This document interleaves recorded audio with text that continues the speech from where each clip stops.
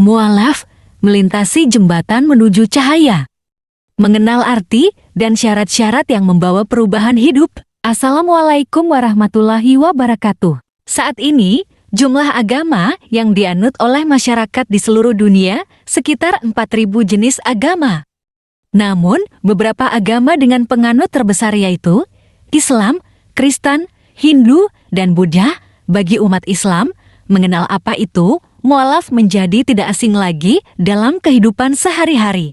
Mu'alaf merujuk pada orang-orang yang sebelumnya menganut agama di luar Islam, kemudian memutuskan untuk berpindah memeluk agama Islam. Alasan mereka untuk menjadi seorang mu'alaf umumnya karena mendapat hidayah dari Allah Ta'ala melalui cara yang berbeda-beda. Pada dasarnya, setiap orang berhak untuk memeluk agama apapun sesuai dengan kepercayaan masing-masing. Tidak ada satu orang pun yang berhak untuk memaksa agar orang lain untuk agama tertentu. Jika terjadi demikian, maka mereka termasuk melanggar hak asasi manusia. Mengenal apa itu mu'alaf? Kata mu'alaf berasal dari bahasa Arab yang berarti sosok yang dilembutkan hatinya. Orang tersebut mengalami gejolak batin saat memeluk agama sebelumnya dan hatinya diluluhkan serta dilembutkan oleh Allah SWT sehingga memeluk agama Islam. Menurut syariat, mu'alaf merujuk pada orang-orang yang hatinya sudah diikat dan dicondongkan kepada Islam. Dengan demikian, para mu'alaf membutuhkan dukungan sosial dari lingkungan sekitarnya untuk menyesuaikan diri. Orang yang paham Islam dengan baik atau tokoh agama sangat berperan penting dalam memberikan dukungan tersebut. Misalnya, dengan memberikan zakat sesuai dengan yang dilakukan Nabi Muhammad SAW semasa hidupnya. Syarat menjadi mu'alaf. Untuk berpindah keyakinan dari agama lain ke agama Islam, seseorang harus memenuhi beberapa persyaratan terlebih dahulu. Hal ini disebabkan karena agama dan keyakinan merupakan sesuatu yang sangat besar. Oleh karena itu, syarat-syarat yang harus dipenuhi untuk menjadi seorang mu'alaf yaitu 1. Wajib sudah dikhitan bagi laki-laki. Dalam agama Islam, khitan untuk laki-laki adalah hal yang wajib. Artinya, laki-laki yang ingin memeluk agama ini juga harus melakukan sunat khitan sebelum memutuskan untuk mu'alaf.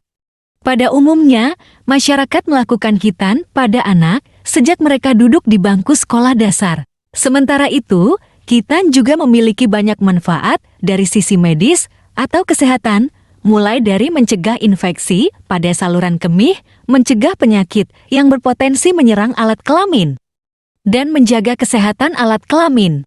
2. Membaca kalimat syahadat. Setelah memahami apa itu mu'alaf dan merasa mendapatkan hidayah untuk melakukannya, seseorang harus mampu membaca 2 kalimat syahadat. Kalimat tersebut merupakan ikrar seorang manusia atas nama pencipta yaitu Allah SWT dan Nabi Muhammad SAW.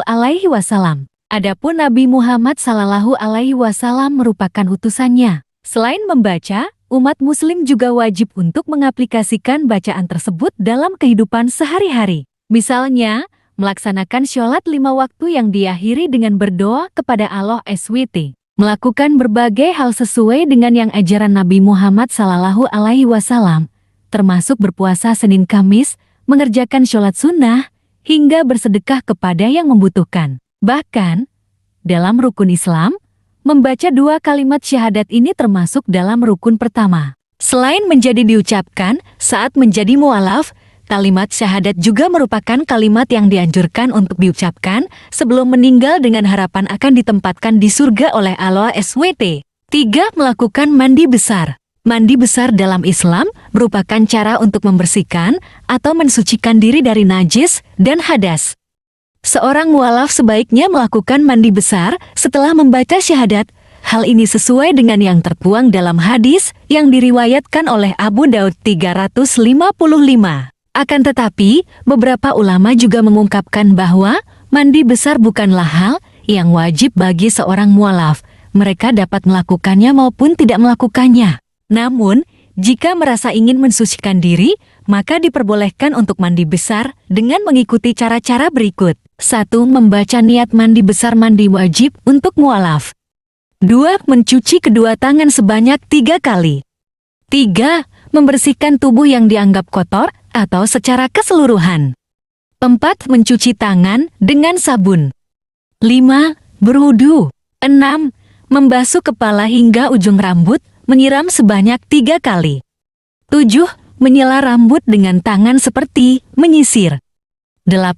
Menyiram air ke seluruh tubuh mulai dari bagian kanan, kemudian ke kiri. 4. Bersedia menjalankan rukun Islam.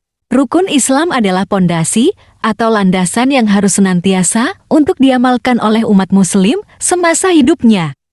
Rukun ini terbagi menjadi 5, diantaranya syahadat, mendirikan sholat, berpuasa, memberi zakat, dan menunaikan ibadah haji. Dalam pelaksanaannya, terdapat beberapa syarat tertentu sehingga menjadikan rukun Islam menjadi wajib. Namun, dapat juga menjadi sunnah atau tidak wajib jika umat muslim tidak memenuhi persyaratannya.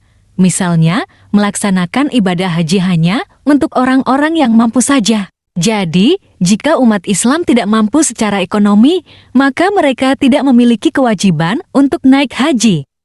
Dengan demikian, orang yang telah memutuskan untuk menjadi mu'alaf harus berkomitmen untuk menjalankan rukun Islam tersebut dan memahami semua persyaratannya. Bagi umat muslim, mengenal apa itu mu'alaf bukan lagi hal yang asing.